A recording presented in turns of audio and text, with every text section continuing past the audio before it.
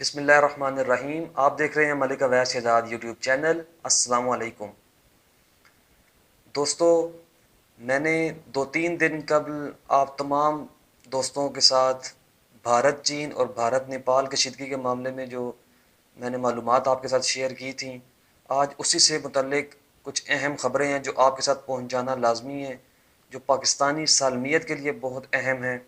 इसलिए आज मैं आपकी खिदमत में हाज़िर हुआ हूँ। वीडियो में आगे बढ़ने से कबल आप तमाम दोस्तों से गुजारिश है कि मेरा यूट्यूब चैनल ज़रूर सब्सक्राइब करें और बेल आइकन पर ज़रूर क्लिक करें ताकि मेरी नई आने वाली वीडियोस के मुतालिक नोटिफिकेशंस आपको बाकायदगी से मिलती रहें।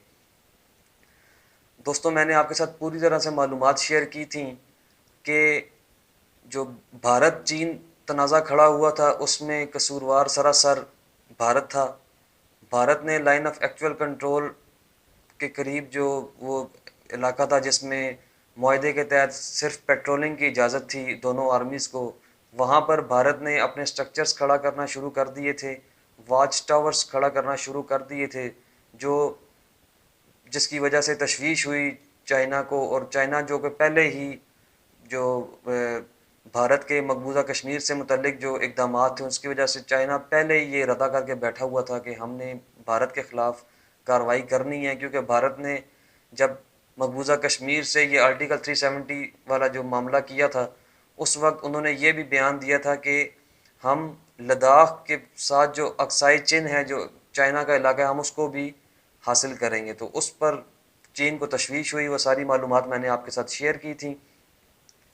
जब वाच टावर खड़ा करने वाला मामला शुरू हुआ और भारत ने जब स्ट्रक्चर्स खड़ा करना शुरू किए, तो चाइना ने इस चीज़ को गनीमत जाना और उसने कार्रवाई करने का इरादा किया, फ़ैसला किया। तो जब फ़ैसला हुआ तो पूरी दुनिया ने देखा कि किस तरह भारत चीन के जो है पाँव पड़ा, भारत चीन से पिटा।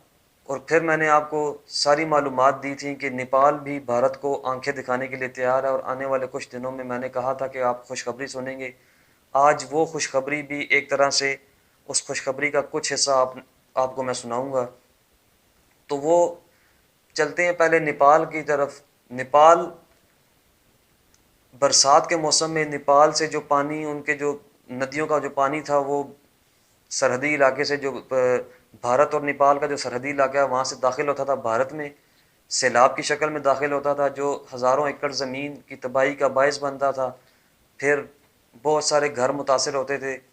नेपाल जो आज से जो इस सारे सिनेरियो से कबल जिसे भारत कुछ भी नहीं समझता था, भारत ने उस सरहदी इलाके पर एक डैम तामीर किया जिसकी सालाना जो है वो मुरम्मत के लिए एक टीम भेजी जाती थी। तो इस मरतबा जब टीम भेजी गई, नेपाल ने डंडा दिखाया भारत को और उनकी टीम को वापस भेज दिया और ये कहा कि ये हमारी टेरिटरी है, इस पर हमारे इजाज़त के बगैर कोई काम नहीं हो सकता। उस रियासत उस जो वो जो सरहदी इलाका है, उस रियासत का जो चीफ था उसने मोदी को ख़त लिखा और उसने सारी सिचुएशन से आगाह किया और बताया कि बरसात का मौसम शुरू हो चुका है। आप पाकिस्तानी भी जानते होंगे, बारिशें होने वाली हैं, लिहाजा हमें इस मुरम्मती काम को जल्द अज जल्द मुकम्मल करना होगा। अगर ऐसा ना हुआ तो बहुत सारा नुकसान हमें बर्दाश्त करना पड़ेगा। और मोदी से ये दरख्वास्त की कि नेपाल से ये मामला तय किए जाएँ ताकि जल्द अज जल्द इस काम को मुकम्मल किया जाए। ये बड़े अदबी ज़ुबान में ये लफ्ज़ इस्तेमाल हुआ कि मामला तय किए जाएँ। आसान अल्फाज में अब भारत जैसा मुल्क नेपाल के पाँव भी पड़ेगा, उससे मिन्नत समाजत करेगा कि हमें दाखिल होने दिया जाए और डैम के जो मरम्मती काम है उसको मुकम्मल करने दिया जाए। तो भारत जो नेपाल को अब से पहले कुछ भी नहीं समझता था, उसके सामने नेपाल ने अपनी एक इंडिपेंडेंट जो है वो अपने आप को ज़ाहिर किया है और इंडिपेंडेंट के तौर पे ख़ुद को खड़ा किया है। हालांकि भारत भी एक हिंदू मुल्क है और जो नेपाल है उसकी भी आबादी 80% हिंदू है। इसके बावजूद वो दोनों मुल्क आपस में अब एक दूसरे के ख़िलाफ़ खड़े हुए पड़े हैं। फिर एक और बहुत बड़ी ख़बर आज आई भारत चीन तनाज़े के हवाले से। मैंने आपको सारी चीन की जो बैक स्टोरी थी वो मैंने आपको बताई और पिछली वीडियोस में भी मैं आपके साथ शेयर करता आया हूँ। आज ये खबर आई कि जो वाक़या भारत के स्ट्रक्चर खड़ा करने की वजह से शुरू हुआ था, आज उस जगह पर गलवान वैली पर चीन ने अपने स्ट्रक्चर्स खड़ा करना शुरू कर दिए हैं, अपने बंकर्स बना लिए हैं, जो टैंक्स हैं उनको बुलवा लिया गया, आर्मी वहाँ पे तैनात कर दी गई है, चीन मुकम्मल तौर पर कब्ज़ा किए बैठा है और बिल्कुल वहाँ से बिल्कुल 1 इंच भी पीछे हटने को तैयार नहीं है।